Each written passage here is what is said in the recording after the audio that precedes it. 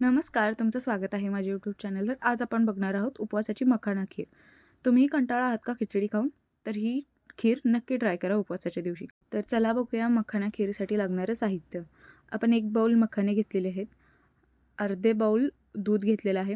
थोडे काजू, थोडे बदाम घेतलेले आहेत. 1 वाटी साखर, थोडे मनुके घेतलेले आहेत. केसर आणि 1 चमचा इलायची पावडर घेतलेली आहे. तर सर्वप्रथम एका कढईमध्ये तूप टाकून त्यामध्ये मखाना 5 ते 6 मिनटं आपण चांगले रोस्ट करून घेणार आहोत, जेणेकरून ते टेस्टला क्रिस्पी लागतील.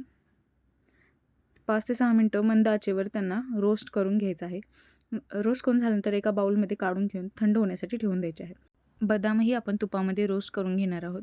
एक 2 ते 3 मिनटं मंद आचेवर त्यांना आपण रोस्ट करणार आहोत. छानपैकी रोस्ट झाल्यानंतर त्यांना आपण काढून घेणार आहोत बाउलमध्ये. आपण जे काजू घेतलेले तेही आपण 1 मिनिट रोस्ट करून घेणार आहोत. जास्त टाईम रोस्ट करायचे नाहीत. एक मिक्सरच्या भांड्यामध्ये अर्धे बदाम, अर्धे काजू घ्यायचे आहेत आणि एक छोट्या चमच्याने 4 चमचे मखाना घ्यायचे आहेत. त्याची भुरड करून घ्यायची आहे. मीडियम भुरड करायची आहे, फाईन पावडर करायची नाही. आणि जे काजू बदाम ठेवलेले तेही आपण खिसून घ्यायचे आहेत. एका कढईमध्ये 1 चमचा तूप टाकून छानपैकी मेल्ट करून घेणार आहोत. त्यानंतर त्यामध्ये हाफ बाउल दूध टाकून घ्यायचं आहे. त्यानंतर 1 वाटी साखर त्यामध्ये टाकून मिक्स करून घ्यायचे आहे. तर मिक्स झाल्यानंतर त्यामध्ये आपण खिसून घेतलेले जे ड्रायफ्रूट्स होते ते आपण टाकणार आहोत. टाकून झाल्यानंतर ते छानपैकी मिक्स करायचे आहे आणि मंद आचेवर त्याला एक छान उकळी येऊन द्यायची आहे.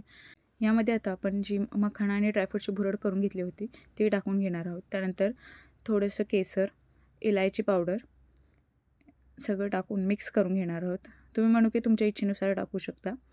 त्यानंतर त्यामध्ये आपण मखाना टाकून घेणार आहोत. दुधामध्ये छानपैकी मिक्स करून घ्यायचे आहेत. आता 10 मिनटं मंद आचेवर आपण मखाने दुधामध्ये शिजवून घेणार आहोत. 10 मिनटं शिजवून घेतल्यानंतर आपले मखाने शिजलेले आहेत. आता गॅस आपण बंद करायचा आहे आणि एका बाउलमध्ये काढून घ्यायचे आहेत. आपली खीर तयार झालेली आहे. ही खीर तुम्ही उपवासाला खाऊ शकता. तर तुम्हाला माझा व्हिडिओ आवडला असेल तर लाईक, शेअर आणि सबस्क्राईब करायला विसरू नका.